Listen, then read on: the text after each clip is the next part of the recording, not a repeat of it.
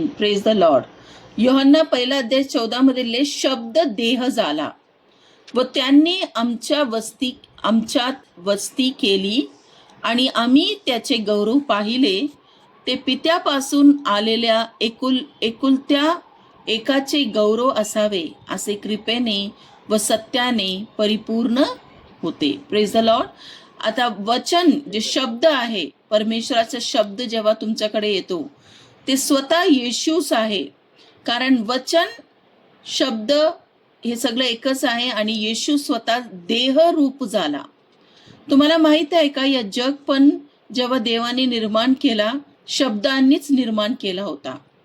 शब्द हा एक बी म्हणून आपण दरवेळी आपण हे शिकतो की शब्द देवानी एक बी म्हणून, एक बीज म्हणून आपल्याला दिलेला आहे. म्हणून आपल्या जीवनामध्ये सुद्धा येशू देह रूप करून या जगात का आले? येशू ख्रिस्त, त्याला देवाचा गौरव म्हणजे परमेश्वराचा गौरव आमच्यामध्ये दाखवायचं होतं की पित्यापासून आलेला एकुलत्या एकाचा गौरव कसा आहे. देवानी स्वतः देव आत्मा आहे. आपण कुणीच पित्याला बघितलेलं नाहीये. एकही मनुष्य पित्याला बघितलेला नाहीये. कारण आदमाने बघितलं. आदम होता पहिला पुरुष आणि हव्वा होती पहिली स्त्री. त्यांनी देवाला पाहिले होते आत्म्यांनी. पण जेव्हा ते देवापासून का लांब झाले? ते पापामुळे. त्यांच्यामध्ये पापाचा दंड आला. म्हणून आज प्रत्येक मनुष्य देवापासून लांब गेले आणि देवाला ते बघू शकत नाही. किती लोक कुठेही जाऊ दे, ते देवाला बघू शकत नाही. कारण देव आत्मामध्ये राहतो आणि तो पवित्र आहे, अतिपवित्र आहे. त्याच्या समोर कुणीच थांबू शकत नाही. तो गौरवशाली आहे, तो कृपेने भरलेला आहे. सगळं चांगुलपण जर आपल्याला बघायचं असेल ते फक्त देवापासूनच आपल्याला येईल. कारण वाईट गोष्टी ते देवाचा विपरीत आहे. म्हणजे वाईट गोष्टी शैतानाकडून असतो आणि चांगली गोष्टी पवित्र, अतिपवित्र देव, त्याच्या सामर्थ्य, तो सत्य आहे, तो जीवन आहे, तो सुंदर आहे, त्याच्यामध्ये सगळं चांगुलपण आहे. तो आहे आपला देव. आणि देव एवढंच सुंदर आहे, एवढंच चांगलं आहे की त्याचं जे काही त्यांनी निर्माण केलं या जगाला, आपण बघू शकतो की प्रत्येक या जगात जे काय आपल्याला दिसतो किती सुंदर त्यांनी बनवलं, हो की नाही? त्यांनी एवढंच चांगलं हे सगळं निर्माण केलं हे जगाचं. पण देव हा आपल्याला सोडलेला नव्हता. त्यांनी शब्द देह होऊन एक शरीर धारण करून या जगात आले. आता मला तुम्ही सांगा, शब्द देह कसं झाला? तुम्हाला माहित आहे 2000 वर्षांपूर्वी मरियम माहिती, येशूचा आई होती. ती एक कोण होती? ती लग्न न झालेली कुवारी बाई होती ना. म्हणजे आता मराठीत काय बोलतो आपण, जी तिचं लग्न झालेलं नव्हतं आणि तिचं फक्त मंगनी झालेला होता. आणि तिच्याकडे कोण आला? स्वर्गदूत. आणि काय म्हणले? वचन दिलं की तुझ्याद्वारे एक मुलगा जन्मणार आणि त्याचं नाव तू येशू ठेव आणि प्रत्येक मानव जातीचा काय होणार? तो वाचवणार. प्रत्येकांना पापांपासून, शापातून, आजारातून, प्रत्येक त्रासातून वाचवणारा तो या जगाचा तारणहार म्हणून जन्मणार तुझ्याद्वारे. आता जे शब्द आला होता देवापासून, तिने काय केलं? ते शब्द ती स्वीकारली, हो की नाही? शब्द जेव्हा आपण आपल्या हृदयात घेतो, ती स्वीकारली ती शब्द. ती नाही बोलली की नाही मी नाही करू शकत, मी कसं काय तुम्ही बोलता, असं बोली मरियम? नाही. ती बोलली की जसं देवाची इच्छा, मी देवाची कोण आहे? एक सेविका, एक देवाची मी, जे देवानी मला ते आज्ञाचं पालन दिलं मी ते पूर्ण करणार. तसंच ते जन्म झाला आणि ती गर्भवती झाली. तसंच आज पण आपल्या जीवनामध्ये प्रभूचा शब्द आपण ऐकतो, पण काय ते जन्म होतो आपल्या आतमध्ये? काय ते शब्दाला आपण गंभीर रीतीने घेतो का आपल्या जीवनामध्ये? आपल्या हृदयामध्ये ते जन्म घेतो का?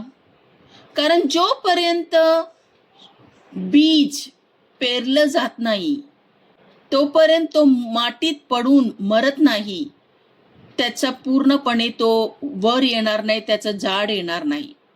तसंच देवाचं वचन आहे आणि तुमच्या हृदयात जर पडलं नाही, तुम्ही त्या विश्वासाने त्याला तुम्ही रोज धन्यवाद करून त्या बीला, ते वचनाला जर तुमच्या जीवनामध्ये तुम्ही कार्य करायला देणार नाही, मग ते बीज तसंच राहणार आणि आपण आपल्या जीवनामध्ये काय ते सामर्थ्य बघू शकत नाही. मी तुम्हाला हा उदाहरण का दिलं?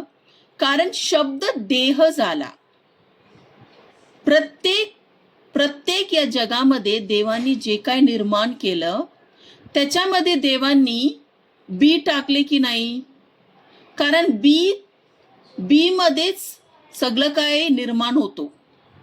आता मी तुम्हाला सांगणार, आता देवांनी समजा एखादा जानवर बनवला, पण ते जानवराचा आतमध्ये सुद्धा देवांनी बी टाकला.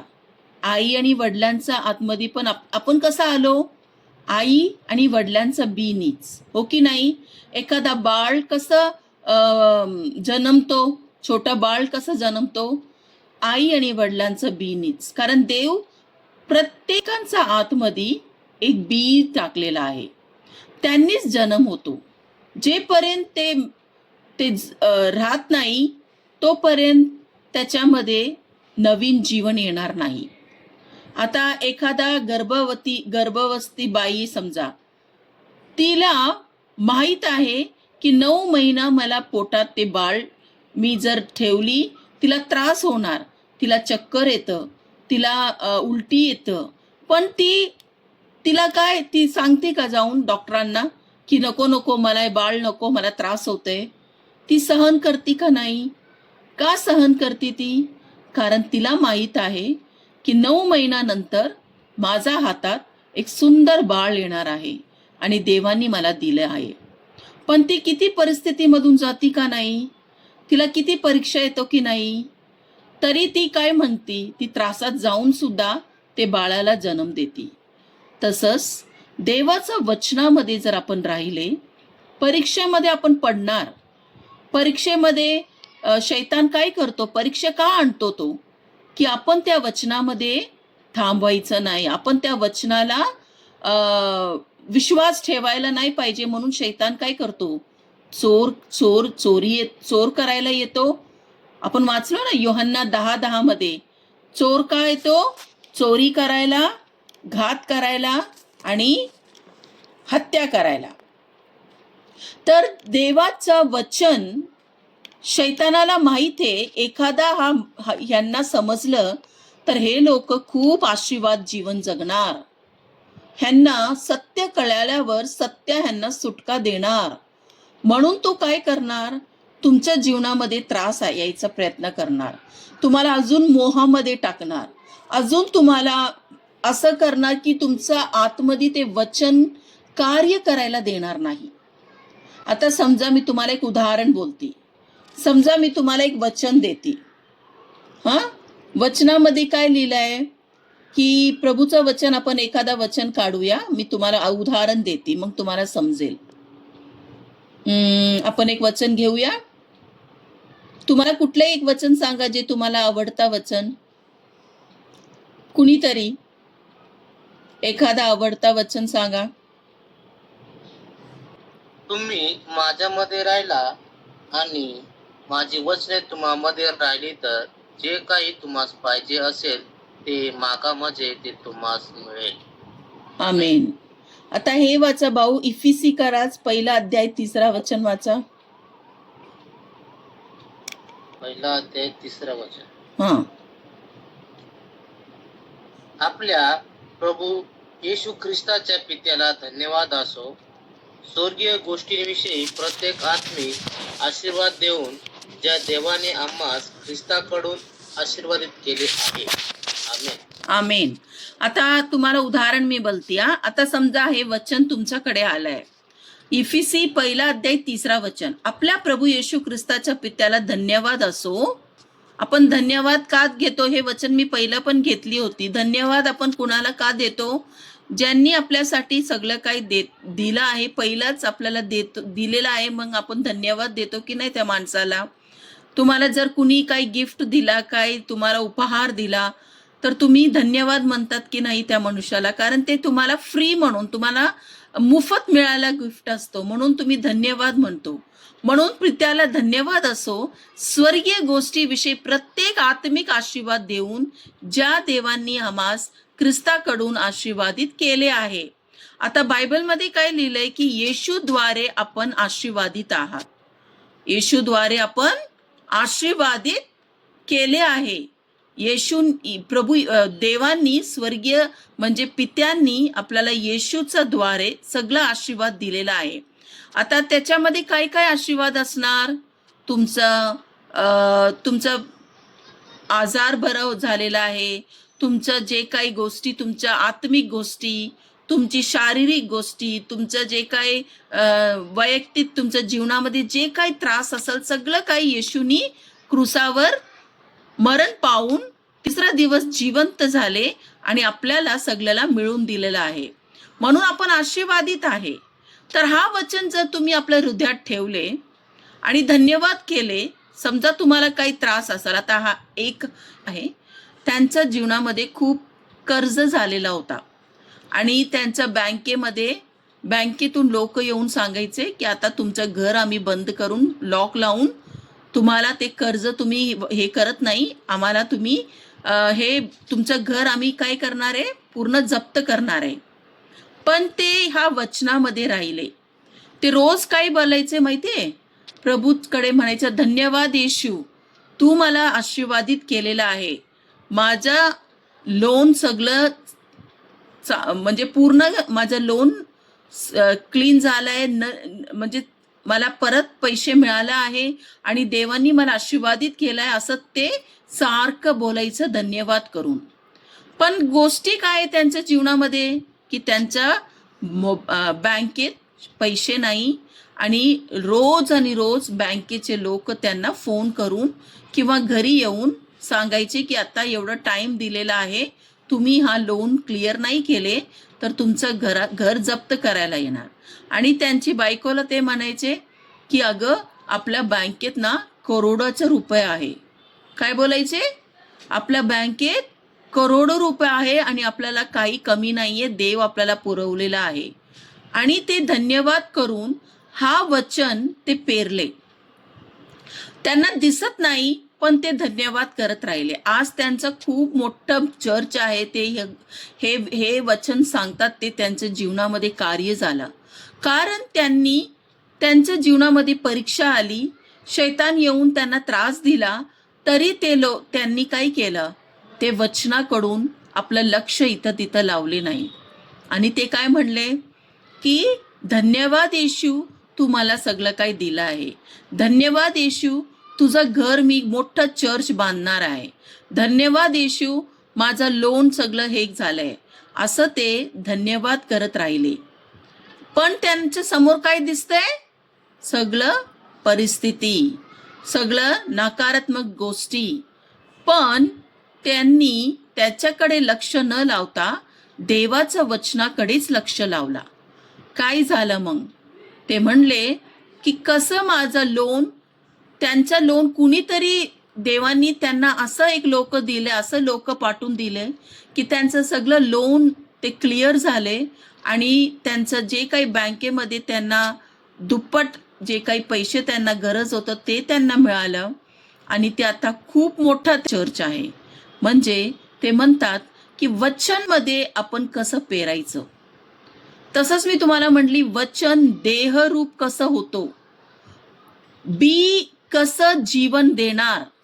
जर तुम्हाला मी म्हणणार की आंब्याचं बी आहे, तुम्ही हे घेऊन जावा आणि ते तुम्ही तुमच्या शेतामध्ये काय करणार? तुम्ही त्याच्या आतमध्ये तुम्ही ते चांगलं मातीत तुम्ही टाकून त्याला चांगलं तुम्ही पाणी देऊन चांगलं खत टाकणार, चांगलं त्याच्या रक्षा करणार, मग तुम्ही बघणार ते हळूहळू आतून एक मोठा आंब्याचं झाड होणार. तसंच देवाचं वचन आहे माझे प्रियांनो. प्रभूचं वचन जिवंत आहे. प्रभूचं वचन काय आहे? जिवंत आहे. परमेश्वराचं वचन सामर्थ्य आहे. त्याच्यामध्ये आपल्याला कुठल्याही गोष्टीची शंका नाही. पण जर तुम्ही त्या वचनाला आपल्या जीवनामध्ये उपयोग करून घेणार नाही, तर आपण देवाला नाही बोलायचं की देव माझं ऐकलंच नाही, मी एवढं प्रार्थना केली, मी एवढी उपवास केली, पण देव का ऐकलं नाही. पण तुम्ही कुणाचं ऐकत होते? तुमचं लक्ष कुठं आहे? तुम्ही प्रार्थना करत आहे, पण का देवाचं वचन जे बोलत आहे त्याच्याकडे लक्ष आहे? का तुमचं लक्ष तुमच्या परिस्थिती बघून तुम्ही प्रार्थना करत आहे? Praise the Lord, hallelujah. मग कसं ते बीज जीवन कार्य करणार? कसं ते येणार? आता मी तुम्हाला म्हणली ना, मी तुम्हाला आंब्याचं एक बी दिलं आणि मी म्हणली की तुमच्या शेतात ते तुम्ही जाऊन पेरा. जर तुम्ही ते आंब्याचं बी पेरले नाही आणि तुम्ही म्हणणार सिस्टर ह्या आंब्याचं बी मध्ये प्रार्थना करा ना तुम्ही, आणि मला नाही का एक मोठं झाड येऊ दे, तर मोठं झाड येणार का आंब्याचं? मी प्रार्थना केली फक्त तर? तुम्ही सांगा मला. तुम्ही मला म्हणणार सिस्टर हा आंब्याचं बी आहे ना त्याच्यावर प्रार्थना करा, म्हणजे ना त्याच्यात मोठं असं झाड येऊ दे, म्हणजे मी देवाला धन्यवाद करू, मी उपवास पण धरल, तुम्ही माझ्यासाठी प्रार्थना करा. आज हेच लोक आपण विश्वासूमध्ये होतो. प्रार्थनामध्ये आपण फक्त प्रार्थना करा. पण काय प्रार्थना करू? तुम्ही वचनामध्ये विश्वास ठेवले आहे का? प्रभूने म्हणलंय की मी तुला सगळं आशीर्वादित केलं आहे. प्रभू म्हणलंय की मी तुला माझा मार खाल्ल्याने तू बरं झाला आहे. प्रभू म्हणलंय की माझ्या द्वारा तू सगळं काही करू शकतो. जर देवाचं वचन आपल्याला दिलेलं आहे आणि देव म्हणतो की तू माझ्या द्वारा पवित्र जीवन सुद्धा तू जगू शकतो, माझ्यामध्ये तू राहिलं तर तुझ्या जीवनामध्ये तू बदल बघणार. कारण मी काय आहे? मी ते द्राक्ष वेल आहे आणि तुम्ही माझे काय आहे? फांदी आहात. तुम्ही जर माझ्या वचनामध्ये राहिले आणि मी तुमच्यामध्ये राहिला तर तुम्ही फळ आणणार. पण आपण आपला परिस्थिती बघून, आपला त्रास बघून आपण प्रार्थना करायला निवेदन म्हणतो, प्रार्थना करा ताई, प्रार्थना करा ताई. पण तुम्ही विश्वास ठेवता का देवाच्या वचनामध्ये? तेव्हा कार्य होणार. फक्त प्रार्थनेने तुम्हाला फक्त त्या टायमाला बरं वाटणार, पण नंतर काय? तुमच्या जीवनामध्ये चेंजेस येणार का नाही? शैतान काय करतो? आपला वचन येऊन चोरी करतो. Hallelujah, praise the Lord, hallelujah. प्रभूला धन्यवाद. तर वचन हा देहरूप कसं होणार?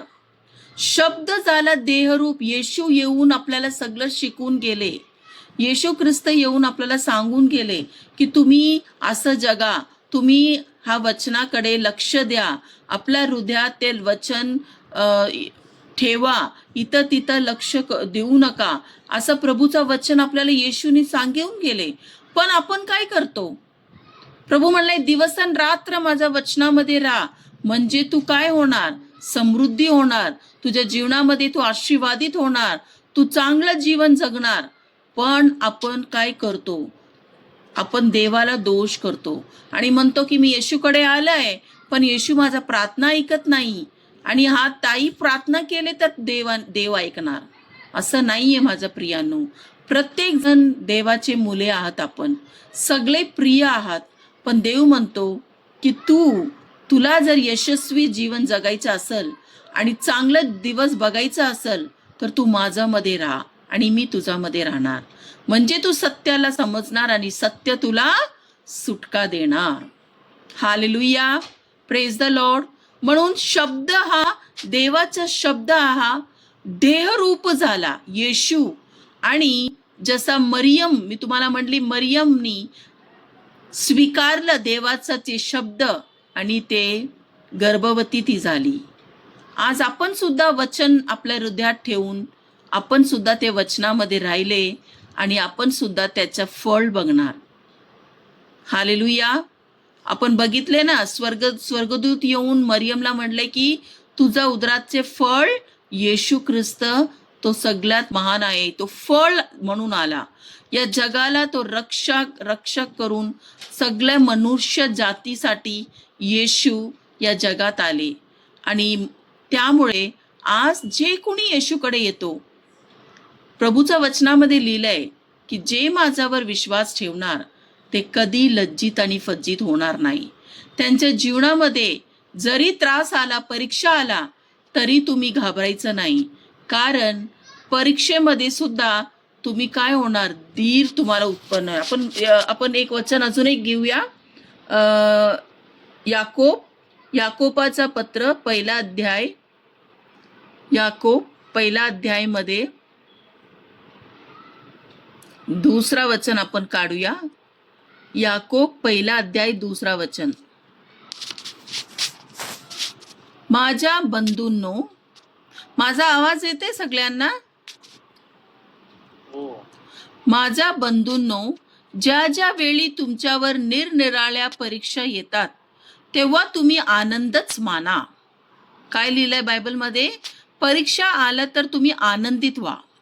कारण परीक्षा तुम्हास माहीत आहे का, तुमची विश्वासाची परीक्षेमुळे सहनशीलता निर्माण होते आणि त्या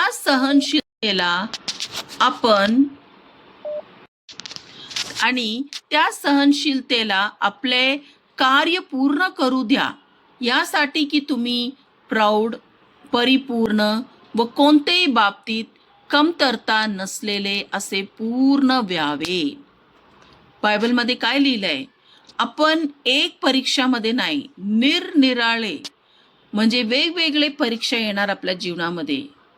प्रेज द लॉर्ड.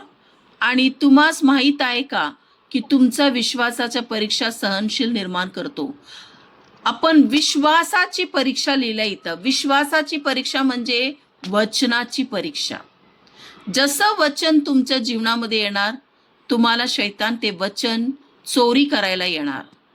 आता समजा तुम्हाला काही त्रास होत असेल तर तुम्हाला मी म्हणली, अरे भाऊ बहीण, तुम्ही प्रभूच्या वचनामध्ये लिहिलंय पहिला पत्रस 2:24 मध्ये की तुम्ही बरे झाले आहात, त्याचा मार खाल्ल्याने तुम्ही बरे झाले आहात. हे वचन मी तुम्हाला दाखवून तुम्हाला प्रार्थना करणार. मग परत तुम्हाला त्रास होणार, परत तुम्हाला शैतान म्हणणार, बघ तू प्रार्थना केलं तरी तुला होत नाही. तो परीक्षेमध्ये आपल्याला तो पाडणार. जेणेकरून आपण ते परिस्थिती बघून वचनाकडे जर लक्ष दिले नाही तर ते पेरलेला बी काय होणार, ते बी काय होणार, पुढे जाऊन ते झाड होणार नाही. ते आतूनच आत ते हे खराब होऊन जाणार. तर मी काय बोलते तुम्हाला समजतंय का? मी तुम्ही लोकांना काय समजायचे प्रयत्न करते, तुम्हाला समजतंय का? वचन म्हणजे बी आहे आणि देवाचं वचन कार्यामध्ये आपल्या जीवनामध्ये कसं आणायचं. परीक्षेमध्ये पडले तरी आपल्याला त्या विश्वासाची परीक्षा असेल, आपल्याला सहनशीलतेने देव आपल्याला सहनशीलता निर्माण होतो. आपण त्या परीक्षेमध्ये कधीही घाबरायचं नाही, चिंता करायचं नाही. जर तुम्ही चिंता केले, जर तुम्ही घाबरले, म्हणजे तुम्ही त्या वचनामध्ये थांबले नाही. माझा आवाज येतोय तुम्ही लोकांना? माझं कट होलंय का? आवाज येतोय सगळ्यांना?